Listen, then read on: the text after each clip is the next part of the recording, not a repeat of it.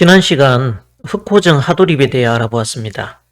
이민년엔 하도를 세움이 정음된다는 뜻이었는데 그러면 하도가 어떤 의미길래 세운다는 표현을 하게 되었을까요? 그래서 이번 시간엔 하도 낙서에 대한 개념에 대해서 알아보겠습니다. 태백일사에 보면 태오복희는 배달국 제5대 태오의 환웅의 막내 아들로 어느 날 삼신이 강령하는 꿈을 꾸고 천지 만물의 이치를 환히 꿰뚫게 되었다 합니다. 이에 삼신산으로 가서 제사 지내고 천하에서 나온 용마에게서 궤도를 얻었는데 이를 바탕으로 8궤가 그려졌고 부대의 8궤에서 주에게 64궤가 만들어졌습니다. 낙서는 하나라의 운임금이 9년 홍수를 다스리던 치수사업을 하던 중에 낙수 강가에서 나온 신귀의 등에 새겨진 점을 보고 그렸다고 전해집니다. 하도와 달리 낙서에 글 서자를 쓴 것은 홍범 구조를 설명하는 65자의 글자가 함께 전해져 왔기 때문입니다. 이처럼 하도와 낙서는 역도의 근본이자 모든 동서고금의 문명을 낳은 만유의 진리적 원형을 도식화한 그림입니다. 그런데 하도와 낙서 이전에 이미 천부경의 모든 이치의 바탕이 있었습니다. 한탄곡이 태백일사 소도경전 본원의 서두에 보면 신시 때 복희와 동문 수학하던 선인 발귀리가 있었는데 이 분이 도를 통한 후에 아사달에 와서는 제천 행사를 보고 예식이 끝난 후에 찬송하는 글을 지었다는 내용이 나옵니다. 그 글 중 원방각에 대해 언급하는 내용이 말미에 나옵니다. 고로 원자는 이란이 무극이요 방자는 이한이 방극이요 각자는 삼ян이 태극이라 는 말이 나오고 환역은 추로 우서지 관야니라는 말 중에 이 환역이라는 용어가 나옵니다. 또한 환은 즉여 희로 동의 야오 즉 환은 희와 더불어 같은 뜻이라 했습니다. 그래서 뜻풀이 그대로 환역과 희역은 서로 같다고만 하는데 내용을 보면 서로 정반대입니다. 그러니 먼저 이 용어의 출전을 한번 찾아보겠습니다. 소도경전 본문에 환역, 희역, 그리고 금역이라는 용어가 나옵니다. 이미 이 시대에 하도 낙서에 대한 개념들이 나와 있음을 볼 수 있는데요. 여기서 환역, 희역은 하도를, 금역은 낙서에 대한 의미입니다. 낙서는 공부를 좀 했다는 사람들도 하나라의 운임금이 9년 홍수를 다스리던 치수사업을 하던 중 낙수 강가에서 나온 신귀의 등에 새겨진 점을 보고 그렸다고 전해지는 내용만을 언급하고 있는데 천하에서 신령스런 거북이 그림을 지고 나타나는데 그 모양이 유판과 같았다. 이런 내용이 단군세기에도 똑같이 나옵니다. 환역은 주로 우사지 관야라는 구절이나 환역과 희역 그리고 금역을 들어서 역도 이치를 설파하는 등의 정황을 보면 이미 음양오행을 비롯해 하도 낙서의 이치를 담은 역의 뿌리가 모두 고대 황국 배달국을 통해 계승된 천부의 이치에서 비롯되었음을 짐작해야 합니다. 보다시피 소도경전에 자부선생이 지은 실정운천도와 배달 신시시대의 황부중경을 우가 이를 얻어서 사용함으로써 치수의 공을 세웠다라는 내용이 있습니다. 운임금이 9년 홍수를 다스린 오행치수지법의 기원이 되었으니 이를 미루어 보면 중국 한족에게 전해진 하도 낙서를 비롯한 역의 시원이 모두 배달 신시에서 요래되었음을 알 수 있습니다. 그래서 하도와 낙서 이전에 이미 천부경의 모든 이치의 바탕이 있었다고 한 것입니다. 지금 이 내용의 속뜻을 여기서 푸는 건 무리이니 소도경전상의 내용과 일부 선생이 쓴 정략의 문장을 그저 단순 비교만 한번 해보겠습니다. 지금 보시는 것처럼 이 사각형을 절반 나눠서 위에는 소도경전 본문의 본문 내용과 아래에는 정략의 선우천 정윤도수 본문을 서로 대비시켜 놓았습니다. 최방이 용언이라고 되어 있죠. 아래 정략은 어떻게 되어 있습니까? 똑같이 최방 용언이라고 되어 있죠. 틀린 것은 어조사 이자만 다르지 똑같습니다. 그 다음 파란색 사각형 안을 보세요. 여긴 채원 용방입니다. 역시 2자만 빠져있지 똑같습니다. 이 하늘 아래 새로운 건 없다더니 결국 소도경전 본원의 내용을 일부 선생님이 그대로 차용해서 당신의 논리를 입증하는 데 쓰고 계십니다. 아까 분명히 화는 즉여 희로 동의하오. 즉 화는 희와 더불어 같은 뜻이라 하였습니다. 그래서 뜻풀이 그대로 환역과 희역은 서로 같다고 하지만 내용을 보면 서로 정반대입니다. 분명히 다른데 같다고 한 것입니다. 여기서 희역은 복희팔계를 이루는 말이고 환역은 정력팔계에 대한 지칭입니다. 그리고 금역은 낙서로서 무랑팔계를 뜻합니다. 오늘 서두에 이미 결론이 나왔네요. 그러니까 이 둘이 서로 같다 한 것은 흔히들 부부싸움 후 물백이라는 말이 있듯이 서로 둘이면서도 하나의 도상이라는 말입니다. 이후의 모든 부연 설명은 이 결론에 대해 입증하는 내용이 될 것입니다. 다시 하도와 낙서의 문제로 돌아오겠습니다. 통상적으로는 그림에서 보듯이 하도는 수생모, 옥생화, 화생토, 토생금, 금색, 수의 방향으로 이런 시계 방향으로 도는 것을 가지고 좌선 상생이라고 합니다. 반대로 낙서는 수국화, 화극금, 금극목, 목국토, 토국수 이런 시계 반대 방향으로 돌기에 우선 상극이라고 합니다. 예를 들어 불표를 보면 꺾어진 만자가 도는 방향이 시계 방향으로 좌선하는 것을 볼 수 있습니다. 반대로 낫지의 상징 문양은 시계 반대 방향으로 우선하기에 상극이라 하는 것입니다. 참고로 만자는 원래 석가불 이전부터 인도의 태양신인 비슈누의 상징 문양이었다 합니다. 중국의 척전무 시대인 693년 정식 글자로 제정되어서 길상과 만덕이 모였다는 뜻을 새겨 1만 만자로 읽었는데 히틀러는 1920년 만자를 변형시켜서 나치당의 상징 문양으로 선포하게 되었습니다. 하도의 그림을 보고 복희씨가 팔계를 그린 것을 선천팔계 또는 복희팔계라고 하고 이 낙서의 그림을 보고서 문왕이 그린 것을 후천팔계 또는 문왕팔계라고 합니다. 이 둘 중에서 선천팔계는 바탕이 채가 되는 반면에 후천팔계는 용이 됩니다.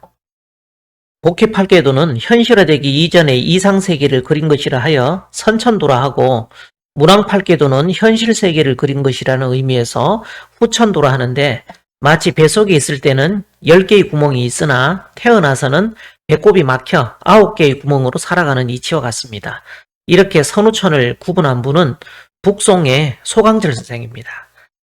선천팔계는 만물이 생겨난 순서로 되어 있기 때문에 생성 순서가 태극에서 양의 사상 8개로 분화되어 나타나는 유일한 차서이다 보니 일건천, 이태택, 삼리화, 사진내, 오선풍, 육감수, 칠간산, 팔곤지 이렇게 숫자가 붙어있고 시계 방향으로 돌아가는 상생의 도상입니다.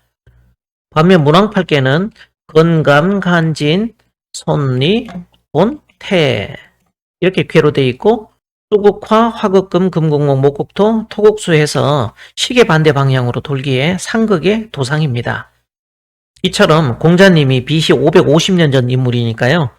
약 한 2500년 동안 확고부동하게 정해져 있던 선후천의 개념인데 문제는 문왕, 주공, 공자를 거쳐서 주역으로 체계화된 역학사에 정력 8개가 세상에 드러나면서 여기에 논리체계에 변화가 생기게 되었습니다. 정력이 나오기 전에는 복희역과 문왕역만 있어서 복희역을 선천역이라 하고 문왕역을 후천역이라 하였지만 김일부 선생이 금화정력의 이치로 역의 전모를 드러내면서 정력은 후천역이 되어버렸고 문왕팔계에서 비롯된 주역은 선천역이라는 인식의 전환이 일어나게 되었습니다. 이처럼 선후천에 대한 새로운 인식의 전환은 전통적인 개념에 반하는 내용이었기에 기존 역학의 틀을 신봉하는 대부분의 주류학자들 입장에서는 그들 나름의 입장을 다음과 같이 표명하게 됩니다. 세간에는 낙서를 혼란한 상으로 보아 낙서가 후천을 의미하는 것이 아니고 오히려 선천이 되고 문왕이 후천팔계 또한 후천으로 보지 않고 후천을 상징하는 또 다른 제3의 팔계가 있어야 한다는 썰도 있으나 이는 역도 본래 이치와 선성의 뜻에 크게 어긋나는 것이다. 즉 선천팔계와 후천팔계 외에 제3의 팔계인 정력팔계를 인정하지 않았던 것입니다. 우리 식구 아니라고 선을 그어버린 것인데 어쨌든 속은 편했을 것입니다. 자, 그런데 새로운 팔계를 받아들인 분들에게 골치 아픈 문제가 생겼습니다. 하도와 낙서는 2개밖에 없는데 현실엔 팔계도가 3개가 되어버린 것이죠. 결국 궁려하다 하다 정력 팔계를 후천상으로 해석하려니 기존의 전통적인 개념에 반하기는 하지만 복희와 문왕팔계 전부를 할 수 없이 선천역으로 떨이해 치워버린 것입니다. 그런데 문제는 주역이 기반이 되는 낙서를 상극의 선천상으로만 해석하게 되니까 문제가 하나 생겨버린 것입니다. 상제님 말씀 중에 주역은 계백할 때 쓸 거리니 주역을 보면 내 일을 알리라는 말씀이 있습니다. 이제 새 천지를 여는 다시 계백의 시운을 맞아 정력을 후천역이라고 부르면서 복희팔계도는 말할 것도 없고 이미 3000년도 더 지난 캐캐묵은 문왕팔계도까지 선천역으로 밀어내면서 조만간 폐기 처분될 것처럼 보였던 주역을 아니 상제님께서 새롭게 거론하시는 이유는 도대체 무엇 때문일까요? 낙서의 바탕에서 나온 주역이 당연히 상극의 선천역일 거라는 선입견에 빠져 있다 보니 왜 문왕팔계를 지난 약 2500년 동안 후천팔계라 명명해 왔는지 그 핵심을 볼 수가 없었던 것입니다. 이처럼 기존 역학의 틀을 신봉하는 대부분의 주류 학자들 뿐만 아니라 정력 기반의 새로운 선우천관으로 무장한 단체들 역시도 주역이 그저 상극의 선천역일 뿐이라면 구태여 왜 상제님께서 주역에 대한 말씀을 남겨놓으셨는지 고민해야 함에도 자기 모순적인 논리로 필히 붕괴될 수밖에 없는 시한폭탄을 안고 결국 터지는 시간만 기다린 채 답이 없는 상황으로 내몰리게 되었습니다. 답이 없는데도 굳이 정답을 오기로 고수하기보다는 급할수록 돌아가라고 했듯이 어디서부터 정도를 벗어났는지 조금은 여유로운 마음으로 다시 근본부터 찬찬히 살펴보는 것이 때론 도움이 될 때가 있습니다. 그래서 처음에 천부경의 내용과 더불어 태백일사 소도경전 본문에 나오는 환역, 희여, 금역에 대한 내용을 소개한 것입니다. 그 안에 수천 년을 내려오며 풀리지 않던 역도 이치를 관통하는 해법이 들어있기 때문입니다. 그러한 해법의 결을 가진 말씀 중에 하나가 장차 도통은 건감간진 손이곤투에 있느니라는 구절입니다. 우리는 일반적으로 이 그림처럼 낙서를 시계 반대 방향으로 도는 도상이라고 우선 상극의 도상이라고 알고 있지만 상제님은 건감간진 손이곤태의 순서처럼 시계 방향으로 도는 좌선 438, 951, 276에 낙서도 있다는 말씀을 하셨고 하도 역시 시계 방향으로 도는 좌선 상생도로 알고 있지만 사실 복희팔계는 의외로 선천 상극의 도상입니다. 즉 하도에도 좌선 우선이 있고 낙서에도 좌선 우선이 있다는 말입니다. 이렇게 말씀하신 분이 다름 아닌 상제님이셨습니다. 하도 우선 지운이라 한 것은 하도 좌선 지운도 있다는 말씀이며 낙서 좌선 지운이라 한 것은 낙서 우선 지운도 있다는 말씀입니다.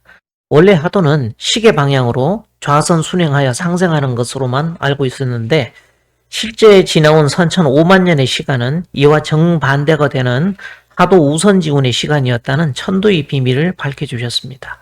또한 종래의 낙서는 시계 반대 방향으로 우선 역행하여 상극하는 이치를 드러내는 상극상으로만 알고 있었지만 이러한 새로운 관점에서 본다면 상생을 뜻하는 낙서의 좌선 우운을 일러 상제님께서 수학이제인 지천태의 고눈이자 후천이라 짚어주신 것은 기존 역의 상식을 밑뿌리부터 뒤집는 대단히 파격적인 계백의 말씀이라 할 것입니다.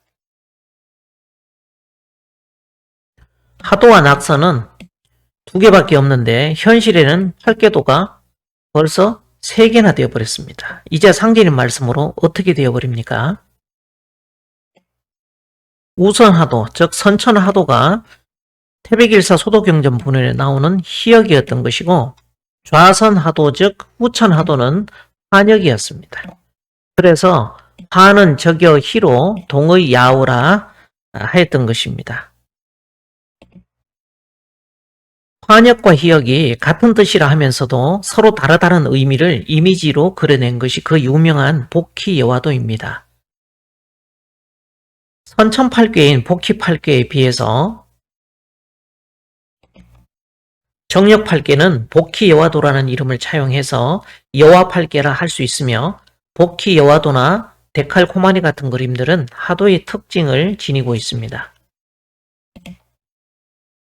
데칼코마니는 도화지 절반에 물감을 뿌린 뒤 종이를 접었다 펴면 반대편 도화지에도 똑같은 그림이 묻어나서 좌우가 완전히 같은 대칭을 이루는 미술 기법으로 이와 같이 영혼의 대칭성이 내포되어 있는 천지음양을 상징하는 그림이라 할 수 있습니다. 데칼코마니의 우측은 복희팔계에 해당이 되며 그 반대쪽은 여화팔계에 응합니다. 관련 동영상이 있는데 저작권 문제가 있어서 아래 주소를 달아놓겠습니다.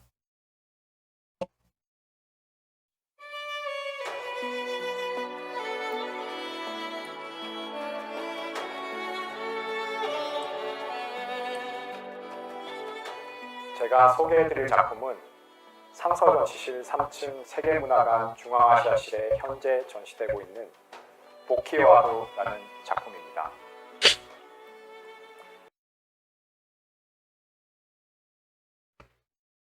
고대로 올라가면 태오복희씨와 여화가 인도 사신의 형상으로 하반신은 뱀처럼 서로의 몸을 꼬고 있으며 상반신은 어깨를 서로 껴안은 채 양손에 무언가를 들고 있는데 여기서 남신인 복희는 기역자 모양의 직각을 그리는 잣대로 청량 도구인 굴을 들고 있고 여신인 여화는 컴퍼스와 같은 물건으로 원을 그릴 때 사용하는 귤을 들고 있습니다.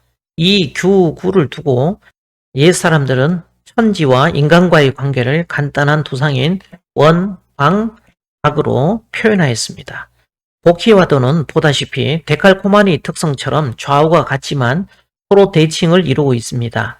하도의 이러한 특성을 소도경전 본원에서 화는 적여 희로 동의 야오, 즉 화는 희와 더불어 같은 뜻이라 했습니다.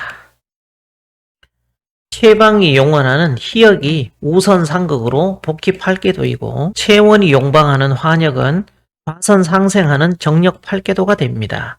이 정력팔계도를 여화팔계도라고 명명하였습니다. 그래서 쉽게 복희팔계도, 정력팔계도라 할 수 있죠.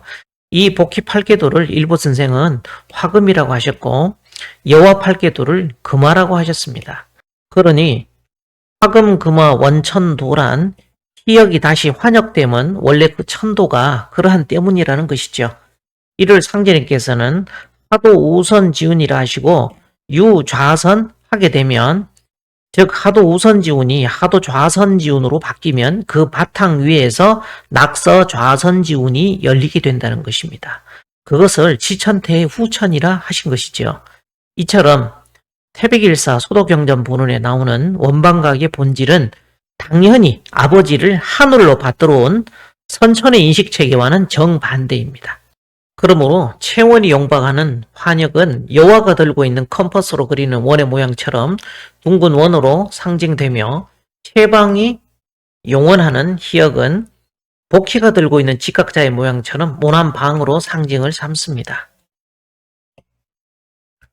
여기서 이 좌선의 정력팔계의 정신을 드러내는 건축물을 예로 들자면 증산법정교의 정각 중에서 숭도묘, 대령전, 천하전을 보면 도장 파는 기법처럼 좌서로 뒤집힌 글자체를 볼 수 있는데 이러한 현판은 여화팔계로서 좌선 하도에 대응이 됩니다. 우리가 종이에 도장을 찍을 때 정자로 찍히게 하려면 도장을 팔 때 거꾸로 각인을 해야 되지 않습니까?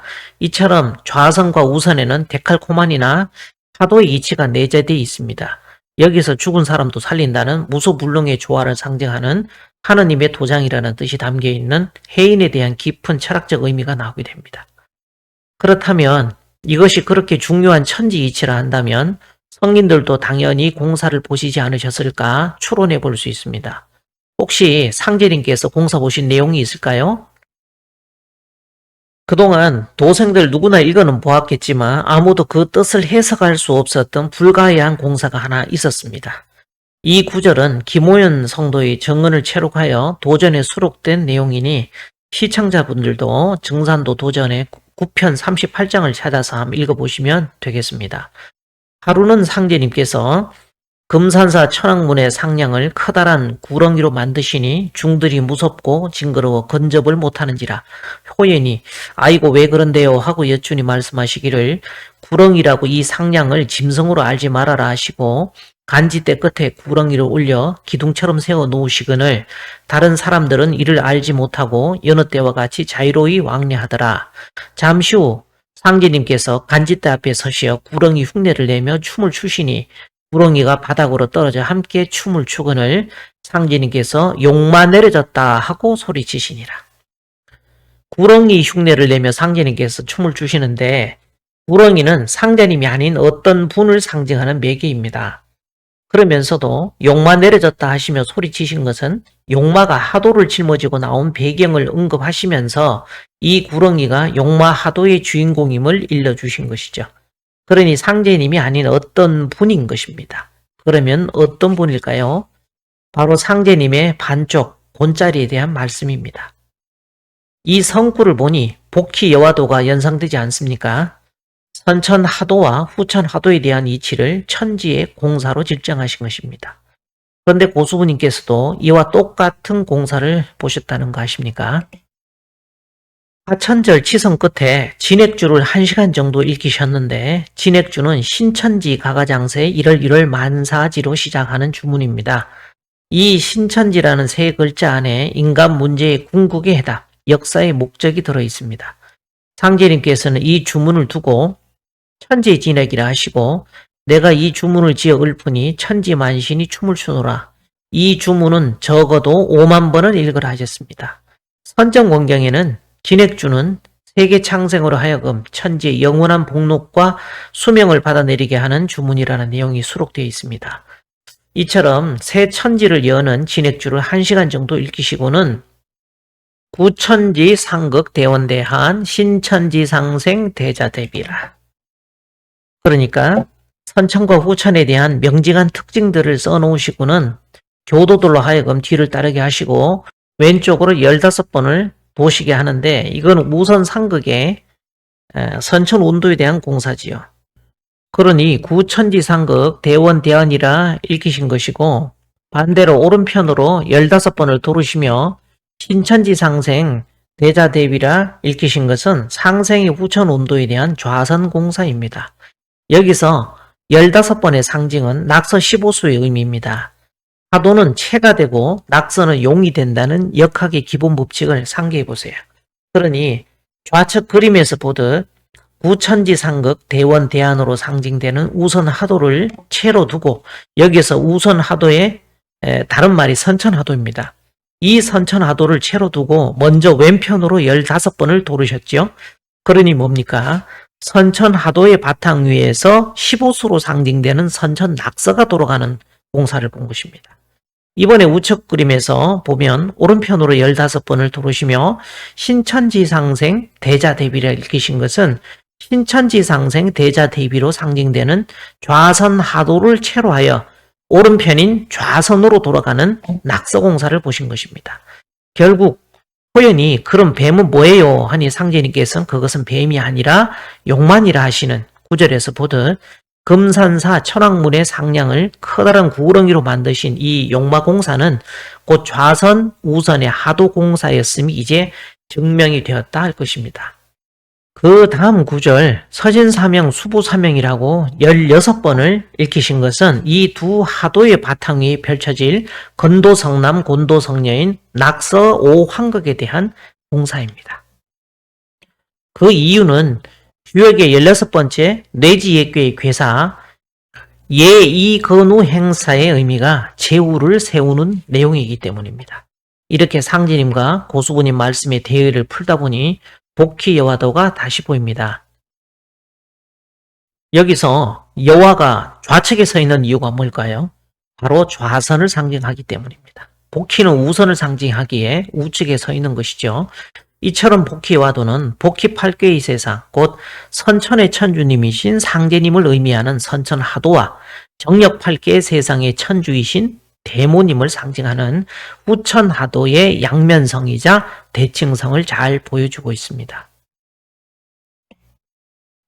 결국 천지망량이신 상제님과 대모님은 선천 판안과 후천 판박을 서로 대표하는 분들이지요.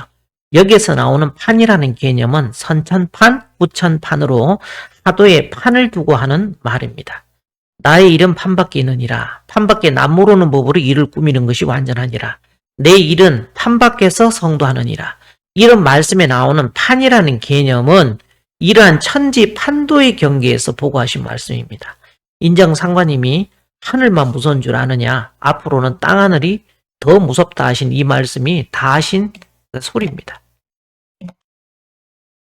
상제님께서는 나는 소처라 장차 소가 나와서 좋은 세상을 만들 것이라 소가 하도 낙서를 지고 나오리라 하셨습니다. 그런데 왜 상제님께서는 하필 소가 하도 낙서를 지고 나오리라 하셨을까요? 그런데 성구를 언뜻 보면 나는 소처라 했으니 마치 상제님에 대한 말씀인 것처럼 생각해서 여러 성구를 엮어 편집을 해놨는데 여기서 하도 낙서를 지고 나온다는 소는 황소가 아니라 암소를 두고 하는 말입니다. 선천에는 용마가 하도를 지고 나왔고 낙서는 거북이 지고 나왔으나 후천에는 소가 하도 낙서를 지고 나온다는 말씀입니다. 주역 설계전에 보면 건이마 곤이우라고 하였는데 주역에서 말하는 소는 곤이우에서 보듯 암소를 말합니다. 주역을 보면 내 일을 알리라 하셨으니 역도 이치로 상제님의 심중을 헤아려야만 알 수 있지 않겠습니까? 참고로 주역 64궤에서는 가장 괴사의 수가 많은 궤가 공궤인데 무려 30자가 됩니다. 공궤의 괴사가 30자라는 말은 30중화리궤의 그 의미가 있다는 뜻입니다. 중화리궤의 그 괴사에 보면 흉빈우 길 야라 해가지고 암소를 기르면 길하다라고 하였으니 천지 어머니 그 여와를 두고 암소로 한 것입니다. 송아지가 어미를 부르는 것과 같으니 이는 곧 한울림을 부르는 소리요. 낙반사유가 인의 예진이 이 네 개의 젖꼭지를 잘 빨아야 살 수 있을 것이니라. 송아지가 어미를 부른 것과 같으니 이는 곧 한울림을 부르는 소리요. 이 말씀은 태을천 상원군을 암소에 비유하신 것입니다. 이 네 개의 젖꼭지를 잘 빨아야 살 수 있을 것이냐라는 말씀은 암소를 전제로 하는 말씀이니 즉 암소이신 대모님께서 한울이심을 증거하는 말씀입니다. 또한 나무가 땅에다 뿌리를 박지 않으면 하늘이 우로를 내린들 그 나무가 어찌 기름지게 자라며 그 어미의 젖을 마다고 먹지 아니하면 그 자식이 어찌 삶을 구하리. 이 말씀에서 나무가 땅에다 뿌리를 박지 않으면이라는 구절과 그 어미의 젖을 마다고 먹지 아니하면이라는 말씀 자체가 천지 엄덕 자리에 계신 그 어머니이심을 느낄 수 있고 안내성 종도에게 아기는 어미 젖으로만 사는 법이니 너는 창생들에게 태을주를 잘 가르치라 하시며 태을주를 읽는 것은 천지 어머니 젖을 빠는 것과 같다 하셨습니다. 이와 같이 어미, 땅, 그 어미의 젖, 천지 어머니 젖이라 하여 여신임을 계속 강조하시고 송아지가 어미를 부른 것과 같으니 이는 곧 한울림을 부르는 소리라 하는 말씀에서 어미소를 한울림이라고 지칭하신 걸 보면 이 한울림이 곧 천지 암소라는 것을 확인할 수 있습니다. 이상의 말씀들을 보면 금산사에 가셔서 보신 구렁이 용마 공사와 보수부님의 말씀을 통해 야 이놈아 후천은 천지 망량신이 들어서 도통을 줘 하시는 말씀에 나오는 이 천지 망량이 곧 천지 음양에 대한 말씀이었다는 사실이 검증됩니다. 결국 소가 하도 낙서를 지고 나오리라 하신 말씀은 선천에는 설괴전에 건위마의 이치대로 용마가 하도를 선천의 북현무 형상인 거북이 낙서를 각기 짊어지고 나온 반면에 후천에는 설괴전의 곤위우의 이치 그대로 후천의 하도 낙서를 좌선의 주장신인 천지 어머니인 암소가 짊어지고 온다는 그 얘기를 하신 것이죠. 정력 8개에서는 곤이 남방에 있어서 하늘이 되고 건은 북방에 자리하기에 땅이 되십니다. 고수부님께서 선천의 곤으로서 땅이시라면 대모님께서는 정력세상의 곤으로서 하늘입니다. 이를 두고 인정상가님께서는 땅하늘이라 하셨던 것입니다. 이처럼 두 분의 체백을 모셔놓은 증산법정교의 영대 내부를 보면 상계님 봉분 쪽 천장에 보면 청룡을 그려놓았고 맞은편 대모님 봉분 쪽 천장에는 약간 연두빛의 용이 그려져 있습니다. 이는 좌선, 우선의 하도를 상징하는 양위분의 체백을 천지대장사여 모신 상징입니다. 기축년 2월 15일 성부님께서 하강하시 명령하시되 오는 3월 15일에 장례식을 거행하도록 하라. 오리알터는 나와 너의 어머니의 영원한 안장이니라. 이 날에는 장례라 하지 말고 장사라 하여라. 이날 장사는 천하장사, 지하장사, 인간장사, 천지대장사니라고 하신 말씀 중에 오리알터는 나와 너의 어머니의 영원한 안장이니라. 여기 하신 이 말씀은 영원히 갈라놓을 수 없는 복희 여와도의 그림처럼 건곤의 천지 음양이신 이 두 분의 진체를 증산법종교에 함께 모신 이유도 하는 적여 희로 동의 야라 하였듯 본래 천부의 이치가 그러하기 때문입니다. 이처럼 흑호증 하도립의 그 하도는 금일 내용에서 보듯 본도 우주를 여시는 주장신을 의미합니다. 그러므로 천지의 황극신이 백중하여 새 나라를 세우는 때에 대한 천지의 도비를 비결로 전한 것입니다. 판박을 주관하시는 천지어머니 암소의 이치를 제대로 알아듣는 이것이 소울음 소리를 듣고 깨어나는 과정이라는 말씀을 끝으로 마무리하겠습니다.